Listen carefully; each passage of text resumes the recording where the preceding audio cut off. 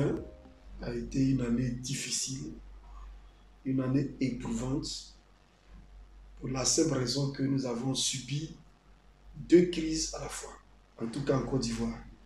Il y a la crise sanitaire, d'abord liée à la pandémie de la Covid-19, et alors même que nous sommes dans la crise sanitaire, s'est déclenchée une autre crise, c'est la crise politique. Donc cette double crise a, j'allais dire, ruiné tous les projets, a chamboulé tout ce qui a été prévu, planifié, et cela dans tous les domaines d'activité. Évidemment, les hommes d'affaires perdent de l'argent, les politiciens ont du mal à réunir leurs troupes, et nous, les hommes de culture aussi, nous avons été privés de spectacles, d'activités d'envergure.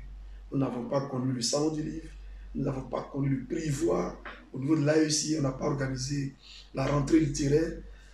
Donc, ce sont des choses qui marquent. Maintenant, la leçon est que nous avons l'occasion de peut-être questionner notre vécu, notre humanité, notre avenir. La planète Terre, où allons-nous? Est-ce que nous sommes aussi fragiles? On a pensé qu'on était fort, mais cette crise a montré nos limites. Et pour les créateurs, le peintre, le cinéaste, l'écrivain, je crois que c'est une matière à exploiter pour en tirer vraiment les leçons.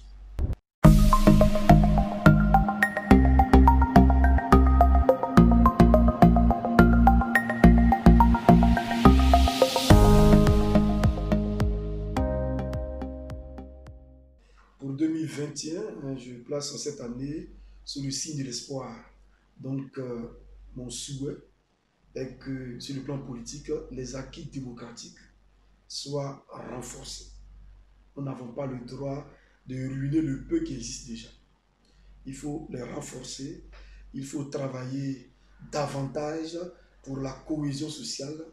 Il faut que le champ politique ne soit pas un ring où on se tape dessus, mais un lieu, c'est vrai, de confrontation, mais de confrontation d'idées, de confrontation de programmes, de projets de société. Maintenant, en tant qu'homme de culture, mon souhait est que la culture soit repositionnée. Parce que je peux dire que tout ce qui nous arrive aussi, c'est le résultat d'un déficit de culture, d'un manque de culture. Donc si la culture est repositionnée, mieux exploitée, mieux mise en lumière, je pense que la Côte d'Ivoire va aller de l'avant. Parce que lorsqu'on parle de culture, il y a aussi l'aspect littéraire, le côté littéraire qui m'intéresse. Mon souhait est qu'on fasse tout possible pour organiser le Salon du Livre, qui est le plus grand événement littéraire de, euh, de notre espace littéraire. Et nous avons appris que le commissaire du SILA est en prison et nous souhaitons qu'il soit libéré. Le Salon du Livre, c'est en mai. Nous sommes déjà en janvier, il n'y a pas vraiment assez de temps. Et dès lors qu'un homme du secteur du livre est jeté en prison, l'image du pays est écornée. Et je crois que ce n'est pas bon pour nous. Je suis convaincu que nos gouvernants, nos décideurs ont une conscience claire de ces situations.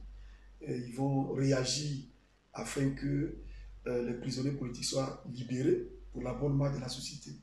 Et évidemment, en priorité pour l'homme du livre, pour l'éditeur Ange-Félix Ndakbi. Notre souhait donc, c'est cela. On parle souvent de la dimension culturelle du développement. Le développement véritable, il est intégral. Ce n'est pas une question économique, ce n'est pas une question politique, mais c'est tout. C'est tous les secteurs. Sinon, il y a des pays qui ont de l'or, qui ont du pétrole, mais ces pays ne sont pas classés comme pays développés. Voilà. Donc, ce qui nous manque, c'est cela. La culture, le cinéma, la peinture, la danse, l'écriture, tous les domaines. Quand on parle des États-Unis, la France, c'est toujours la culture. Et en Afrique, les pays qui émergent, le Nigeria, l'Afrique du Sud, tout le monde sait que la culture les projette.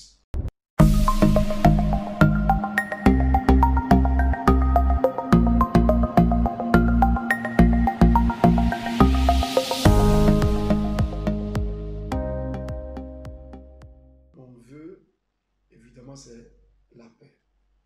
Dès que la paix est perturbée, évidemment, évidemment, c'est le stress, c'est la pression, c'est la tension.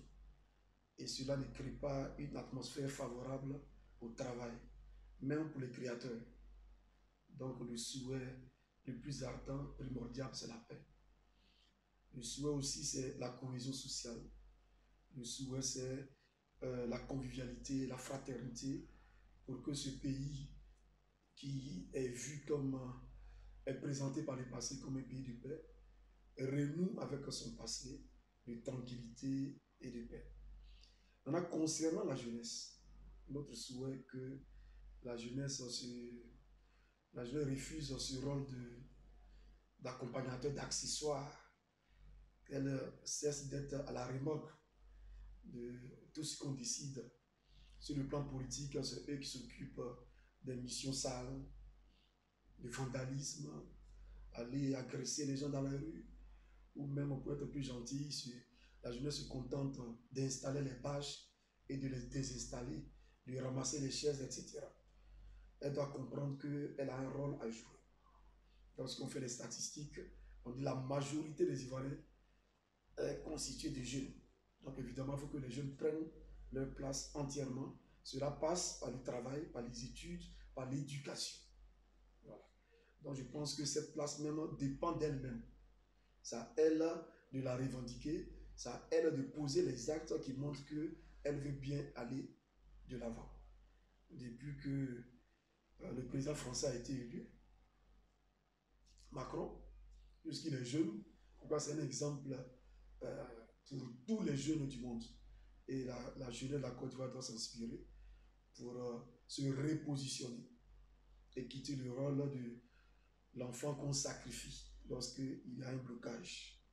Et cela me fait penser au mythe de la reine Poucou. Voilà. C'est un mythe, on a beaucoup sassé, ressassé, mais lorsqu'on fait nos lectures, la reine a sacrifié un bébé. Et parfois, quand je discute avec des aînés, on se dit, mais est-ce que c'est pas ce sacrifice-là qui revient de façon cyclique? Lorsqu'il y a une crise, c'est les jeunes qui sont sacrifiés.